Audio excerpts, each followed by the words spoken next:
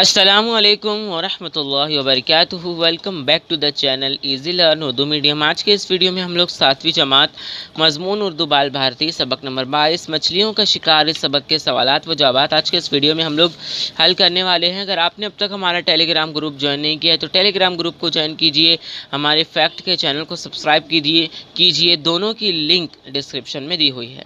शुरू करते हैं हम लोग। एक जुमले में जवाब लिखिए। पहला सवाल, शफीकुर रहमान कहाँ पैदा हुए? जवाब, शफीकुर रहमान रोहतक के एक मकाम कलानूर में पैदा हुए। सवाल नंबर 2, शफीकुर रहमान की कौन सी किताबें मशहूर हैं? जवाब, शगुफ़े मद व जज़र, हमाकत मज़ीज़ हमाकत और दजल्ला शफीकुर रहमान की मशहूर किताबें हैं। सवाल नंबर 3, झील के किनारे किस किस्म की कहानियाँ पढ़ी जाती थी? जवाब, झील के किनारे परियों, बादशाहों और बहरी डाकुओं की कहानियाँ पढ़ी जाती थी। सवाल नंबर 4, मुसन्निफ़ और रूफ़ी झील को अबूर क्यों नहीं कर पाते थे? जवाब, मुसन्निफ़ और रूफ़ी को न तैरना आता था और न ही उन्हें कोई कश्ती मिल सकी जिससे वो झील को अबूर कर पाते। सवाल नंबर 5, नन्हे मियाँ सोने से पहले क्या दुआ मांगा करते थे? जवाब, नन्हे मियाँ सोने से पहले दुआ मांगा करते थे कि रब्बुल आलमीन हमारे कुंबे वालों को नेक हिदायत दे और बता कि छोटे बच्चों के साथ कैसा सलूक किया जाता है, क्योंकि अब तक ये लोग इससे बेबहरा हैं।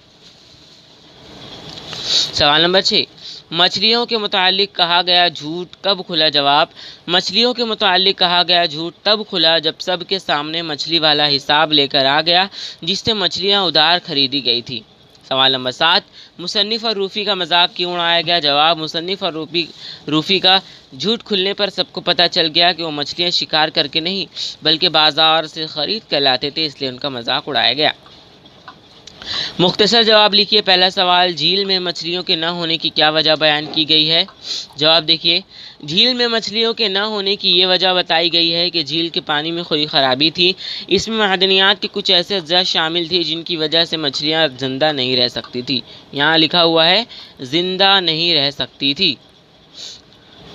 सवाल नंबर 2, झील की सैर का हाल किस तरह बयान किया गया? जवाब, चांदनी रात में मुसन्निफ़ और उसके साथी झील की सैर किया करते थे। वो झील के किनारे बैठकर एक दूसरे को परियों की कहानियाँ सुनाते और उन्हें महसूस होता जैसे कहानियों के सारे किरदार उनकी आंखों के सामने चलने फिरने लगे हों। चांदनी के बदलने से दूसरा किनारा ऐसा पुरसहर खत्ता मालूम होने लगता जैसे वो सचमुच परियों के देश में पहुँच गए हों। सवाल नंबर 3, बाज़ार से मछलियाँ क्यों ख़रीदी गई? जवाब, मछलियों के मुतालिक घर वालों के शुबहात बदस्तूर थे। इसके बरक्स मुसन्निफ़ का दावा था कि वहाँ बड़ी बड़ी मछलियाँ हैं, हम अक्सर पकड़ते रहते हैं, हमने कई मरतबा उन्हें भूना भी है वगैरह वगैरह।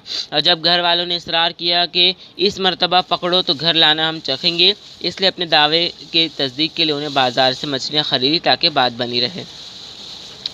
सवाल नंबर 4, ख़रीदी हुई मछलियाँ बिल्लियों ने क्यों खाई? जवाब, जिस दिन मछलियाँ ख़रीद लाए थे इत्तेफाक से इस शाम को सब कहीं बाहर मदरू थे। घर में सिर्फ मजमून निगार रूफ़ी और वो बुज़ुर्ग थे जो नन्हे मियाँ को साथ बिठाकर खाना खिलाया करते थे।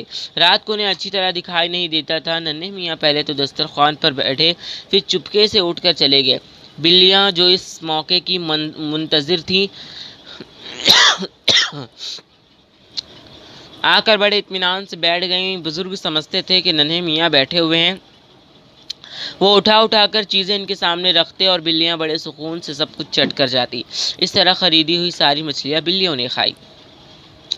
तलाश व जुस्तजू सबक की मदद से दर्ज झेल जुमले मुकम्मल कीजिए। पहला जुमला, ज़रा सी देर में हम भूल जाते कि इस खूबसूरत गोशे के अलावा दुनिया के और हिस्से भी है जहाँ स्कूल है। दूसरा, हम ख़यास आराइयाँ करते कि वहाँ क्या कुछ होगा, शायद वहाँ किसी किस्म की दुनिया होगी। इस तरीके से आपको खाली जगह मुकम्मल करें।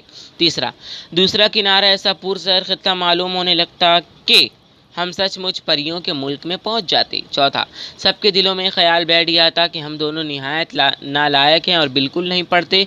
पाँचवा, फिर एक रोज़ क्या हुआ कि सब के सामने मछली वाला हिसाब लेकर आ गया। तो बच्चों, इस सबक के सवालात व जवाबात यहाँ पर ख़त्म होते हैं। अगर आपको आज का हमारा वीडियो पसंद आया तो इस वीडियो को लाइक ज़रूर करना, चैनल पर नए हैं तो सब्सक्राइब ज़रूर करना। मिलता है अगली वीडियो में एक बार फिर से, तब तक के लिए बाय।